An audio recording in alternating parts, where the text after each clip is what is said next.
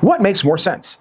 A HELOC, a home equity line of credit, a home equity loan, a home equity second, or a home improvement loan? So let's talk about home equity loans. There's two different varieties of home equity loans. You got a home equity loan, which is basically a refinance of the mortgage you have, or a refinance of the mortgage that you don't have. It's called a refinance because you're not buying, and using the equity in your home for whatever permissible purpose. When you take that refinance out, the maximum loan to value, once again in the state of Texas, is 80% because that's what the Texas Constitution dictates. So if you've got a $500,000 home and it's free and clear, you can get a home equity loan of up to $400,000. If you've got a $500,000 home with a $200,000 loan, you can still get a home equity loan up to $400,000, but the first $200,000 of it is going to go to pay off that other loan.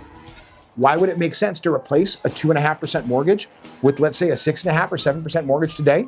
It may or may not. It's going to depend on your cash flow, your needs, and what you're using that for. We also have home equity loan second mortgages. A home equity loan second mortgage specifically will leave your lower rate first lien in place. That first mortgage just stays there and does its thing, and you can go up to 80% of the value of your home, less the balance of the first lien on your home equity second.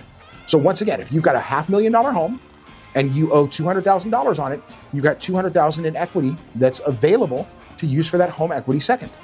What that means is that you can get a $200,000 home equity second on top of that first and still be under that 80% combined loan to value. Here's the thing with a home equity loan. Once you take that money out, if you put it back in, you can't get it out again unless you do another refinance. It doesn't have the flexibility of a home equity line of credit.